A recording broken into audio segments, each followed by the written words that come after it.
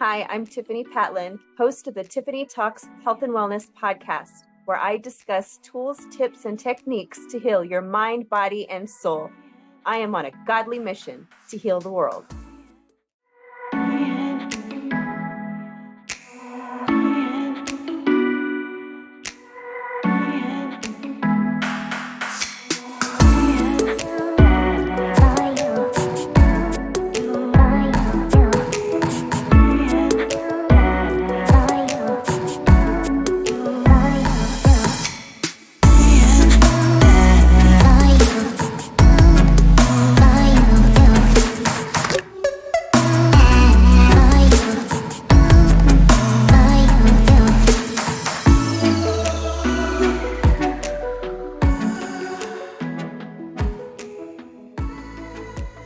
Welcome to another episode of the Tiffany Talks Health and Wellness podcast. Today's special guest is Liz Bloomfield. She is a nonprofit leader, storyteller, and coach, passionate about creating a more just world where everyone thrives. Welcome, Liz. Hi, Tiffany. Great to be here. Thank you for gracing us with your presence. And just to start, would you please guide us through your backstory of how you learned that people who are deeply committed to helping others tend to lose their sense of self? Of course, yeah. And my story starts in a place of service. The early part of my career was in the military. And early on in my career, I was really privileged to work with a lot of people in the UK, in the US, in all other different other parts of the world who really cared and were deeply committed to serving others. And it also ignited in me a real curiosity about how we all bring different things to a situation, and that actually what might be considered to be a barrier actually can open doors in a way that we might not have expected, which is why I'm such a strong advocate for diversity and inclusion, but also in helping people be the person they want to be. They're not feeling like they have to be something else because society expects that of them. And so my early experiences really kind of had that really deeply rooted commitment to how do I contribute to a world where that's more possible for more people. So I served in the military for about 8 years. I deployed overseas. I was really fortunate to work with local communities in Iraq, in Bosnia, and in other parts of the world. And after I left the military, I worked in a support role within the police. And then I worked in the corporate sector in Siemens Energy, which is a big corporation really committed to kind of clean energy infrastructure, working on wind power. Again, people who are deeply committed to the planet and creating clean energy. And so, again, all of those experiences exposed me to people who care about stuff, have a passion, want to make an impact, want to make the world a better place. And that's something I feel so lucky to have spent so much time around those people. And that was even more so the case when I transitioned to the humanitarian sector, where I was working with a whole range of different people, initially on the protection of civilians trapped in conflict situations, and then subsequently in disaster response, responding to hurricanes, earthquakes, other natural disasters. But again, just seeing people who, when they saw danger, they ran towards it. They wanted to help people. And that really was a part of their identity. And that brought together a number of different strands that I've really been passionate about throughout my career. Is how can we all find a way in which to engage with things that we're passionate about? How can we all find ways to identify the impact that we have in the world? But also, how can we do that in a way that isn't at the expense of our own well-being? And what I noticed is in some cases where people are really driven by a purpose. They might be an educator or a healthcare professional. They might be a humanitarian. They might be a parent. They might be a carer of an elderly relative.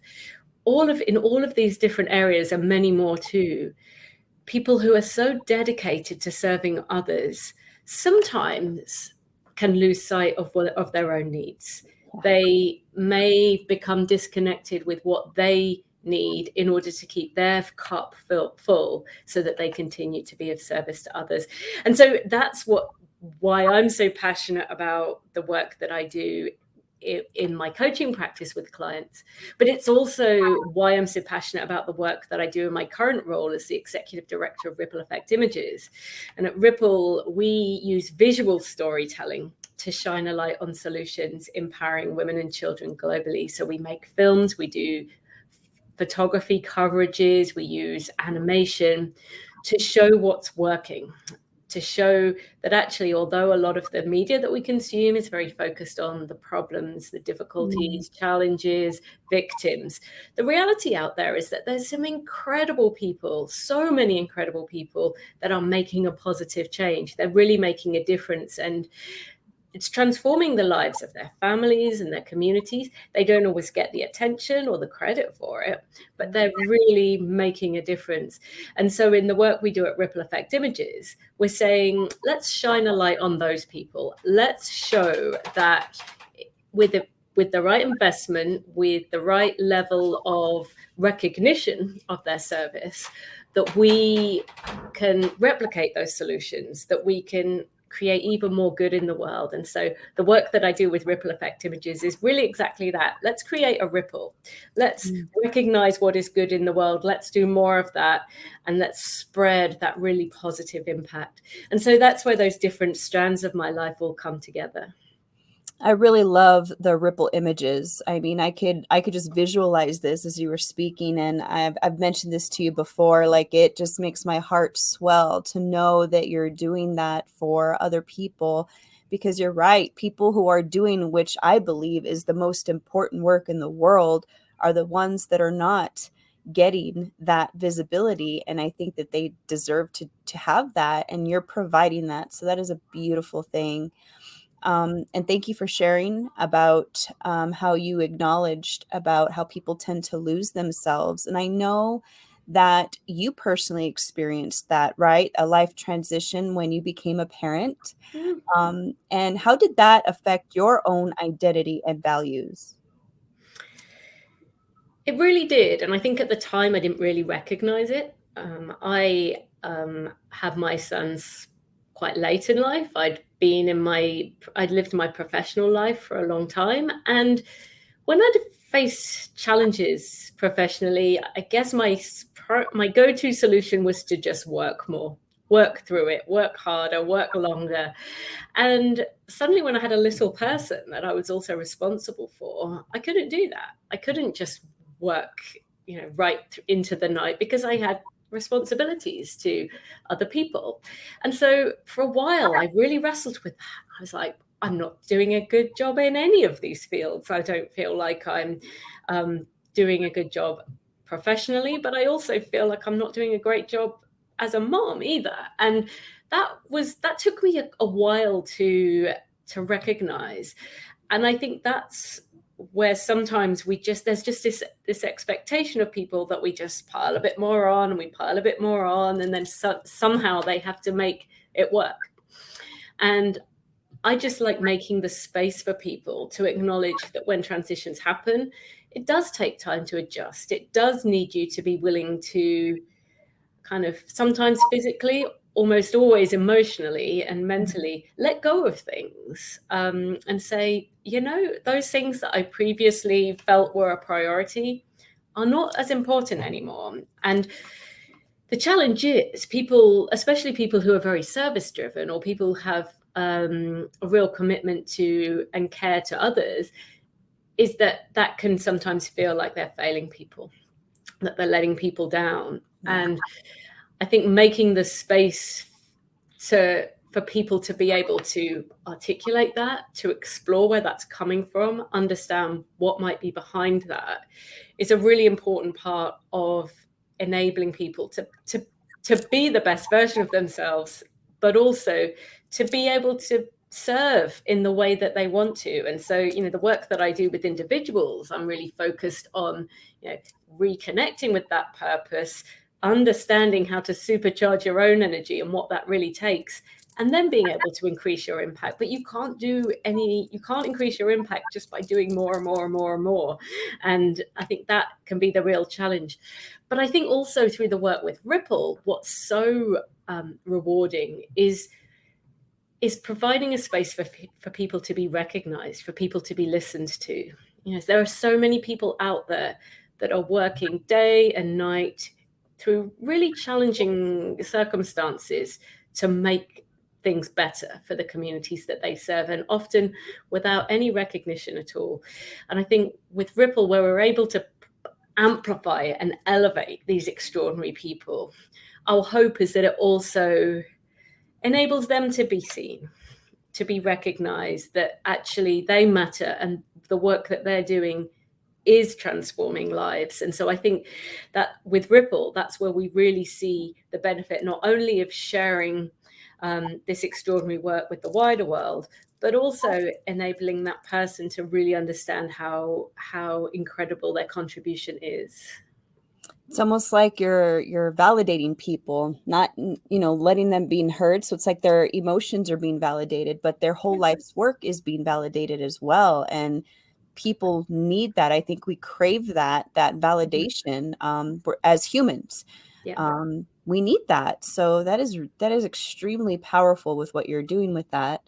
And when you were mentioning how you didn't recognize, about your own, that you're not focusing on yourself, putting yourself first, how that was affecting you. You hit the nail on the head with moms. I'm a mom, so I'm like, yep, been there. I know exactly what she's talking about.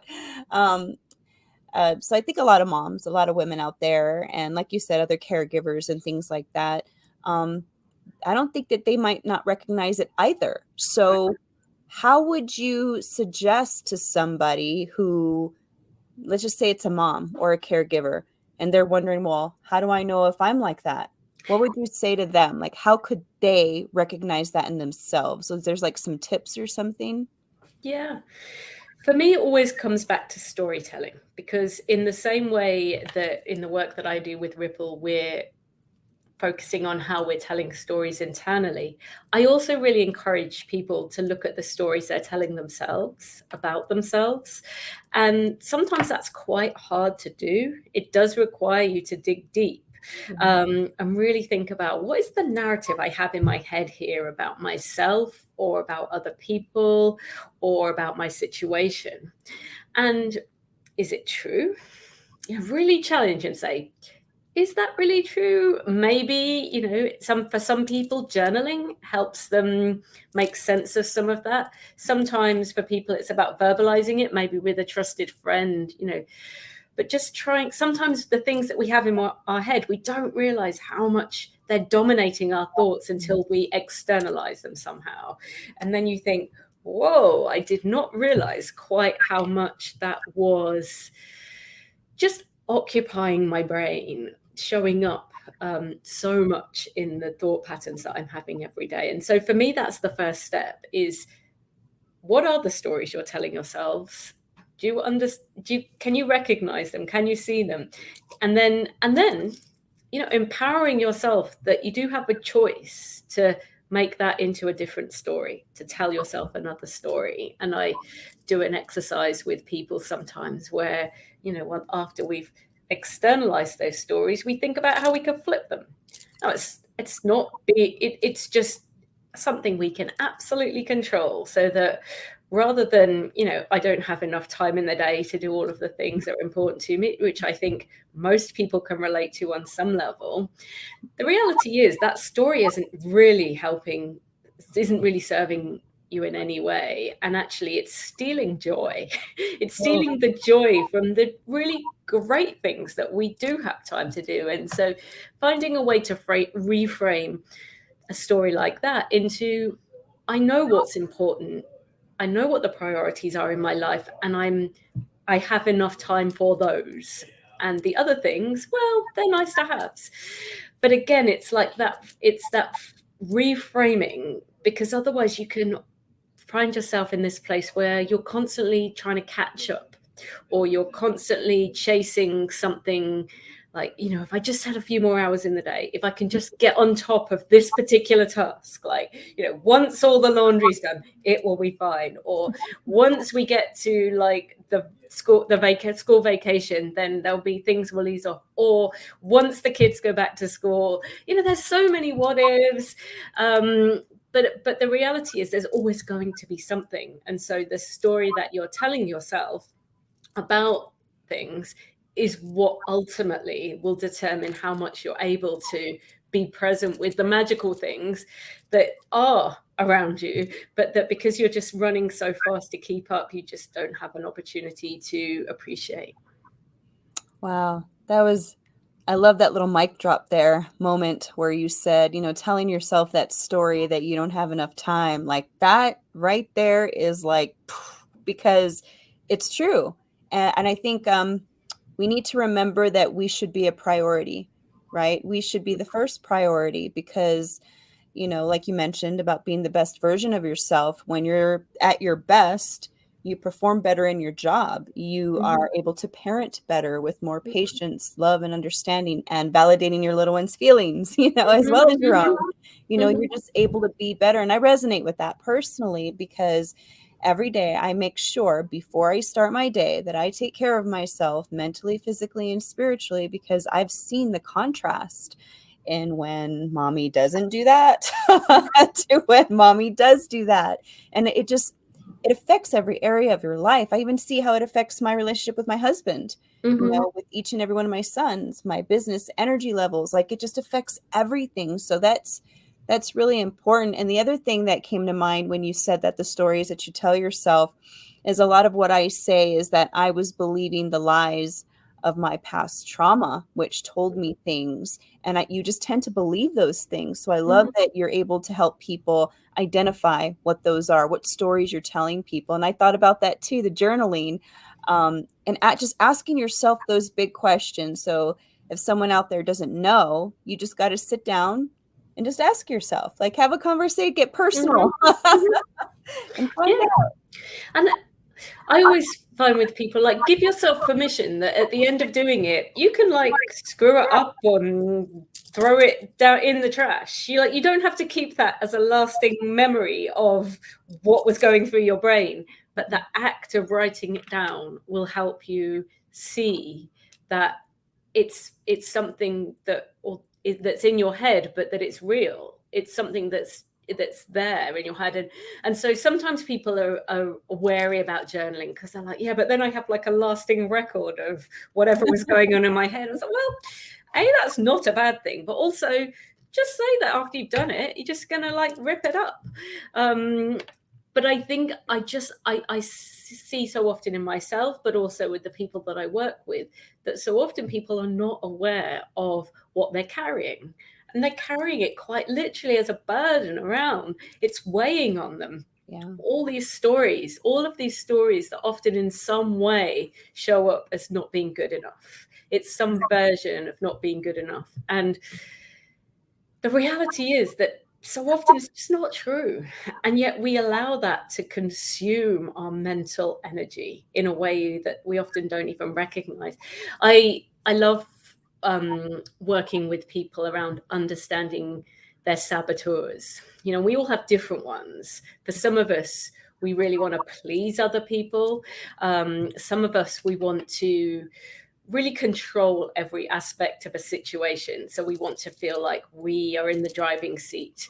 Other people, it might be that for all kinds of reasons relating to their past or their present circumstances, they're like hyper vigilant to everything that's going on around them. It's like, what could go wrong here? What could go wrong in this situation? I've got to plan and plan and plan because these are all the things that could go wrong. And there's lots of different ones. And so I think it's helpful to understand that it really is different for each of us. Like those stories that we're telling ourselves are a product of our past, our current circumstances, our personalities.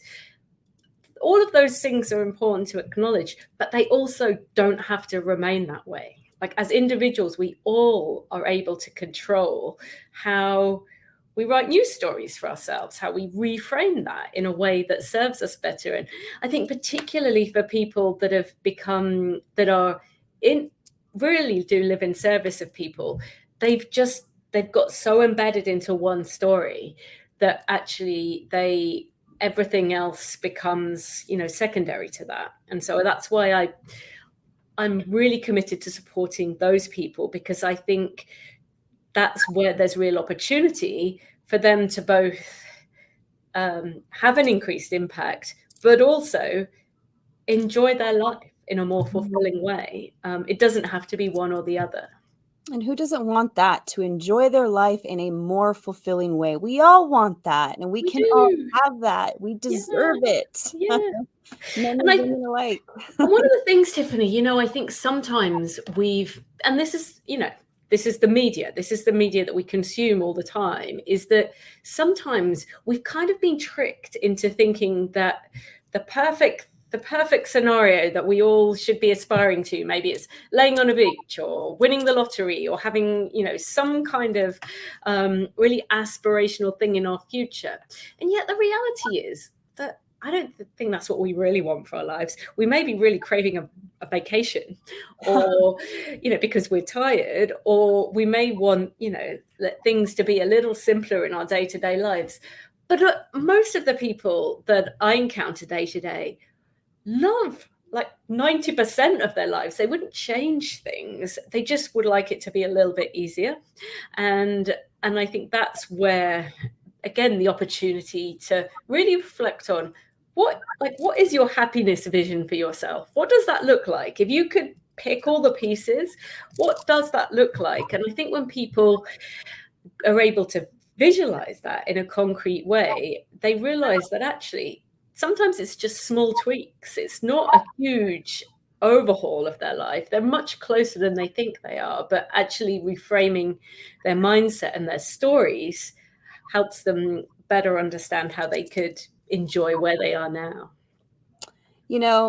That's really beautiful, but I just have to ask you, is there a story behind that picture behind you? Because it's a gorgeous picture and I keep gravitating towards it. Is there a story behind that picture? It's stunning. This picture was taken by Annie Griffiths, who is the founder of Ripple Effect Images. She's a National Geographic photographer. Indeed, she was one of the first female photographers at National Geographic. So she really does have an extraordinary legacy. This picture is in Pakistan, and it is beautiful. And it's one of the coverages that Ripple has done, featuring solutions empowering women. So yeah, it's definitely a really powerful image. But one of 50,000 beautiful images that Ripple has. We have such a talented cadre of photographers and filmmakers who also are people that are deeply committed to make a difference. They're extremely talented professionals, but they also feel a huge burden of responsibility to shine a light on what they've seen in their travels. And this particular group of photographers is really committed to showing what's working, to showing the solutions, to showing the change makers, the people who are getting it done. And so, yeah, very fortunate to be able to utilize their talents to show the rest of the world just how many incredible people there are out there.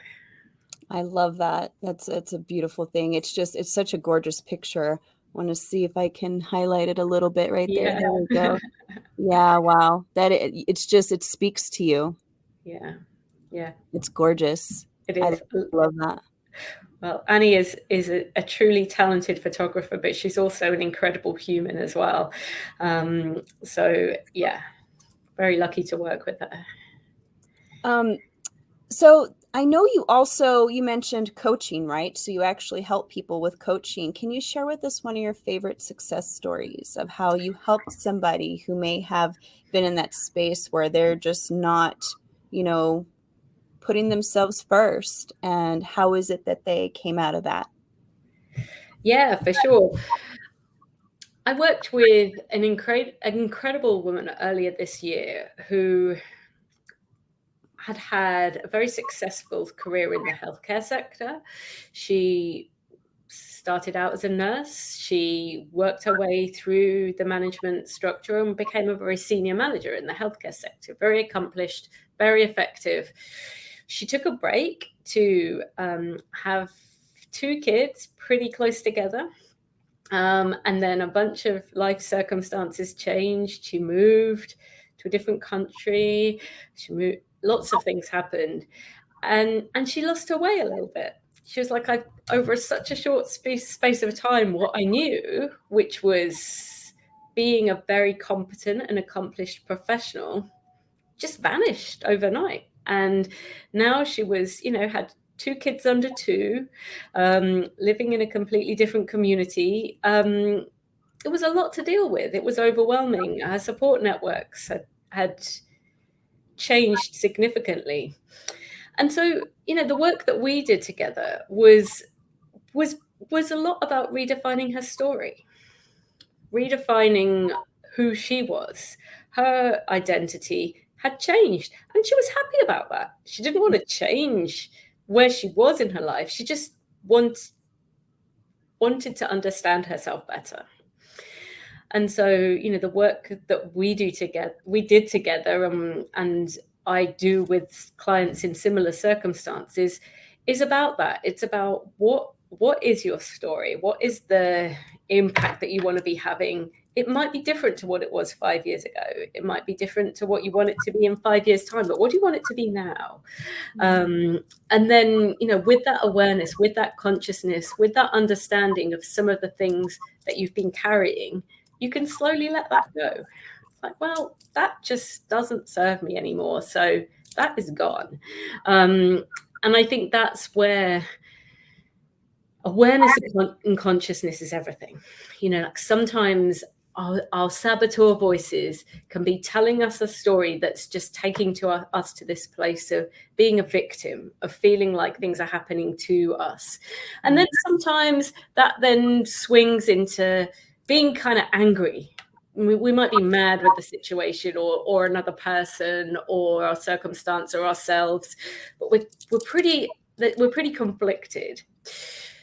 But by exploring further, by understanding what might be some of the limiting beliefs or assumptions, some of our stories, again, that we're telling ourselves, we can get to a place where we're more at peace, where we're more energized, where we feel more connected with ourselves and our lives and our purpose.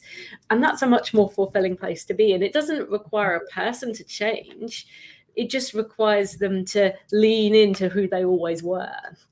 And that's the way that I like to work with people, that we're not looking for some massive overnight transformation. We're just simply freeing up the space for you to be you.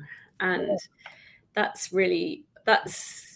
a real opportunity to enable someone to live their best life. That's beautiful.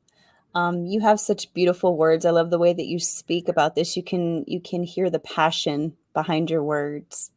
You said some really great stuff, but before I let you go today, I wanted to know if you could speak to that person that might really need to work with you, that person that really needs this help in identifying who they are, that person that needs to free up that space. What can you say to them to inspire them, to motivate them today? Yeah, well, first and foremost, you are good enough. You don't need to be different. You don't need to change who you are. What I can help people do is understand what the stories might be that might be causing them to think that they're falling short in some way. And so, I always start from a place of, you are good enough.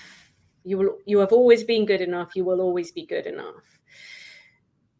But think about how take a moment each day, or when you're feeling particularly anxious, or if something doesn't feel like it's going right, just pause in that moment and understand, what's the story here? What's the story I'm telling myself? And is it accurate? And what could I do to reframe that story? And I think sometimes those are really micro moments. It might be just at one moment during the day when you're just feeling a little overwhelmed.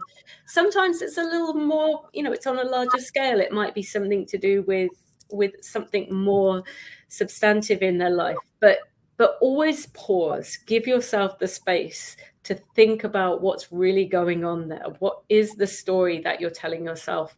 And is there a way that could be reframed that will better serve you in that situation? But always coming back to the fact that you're enough. I felt that.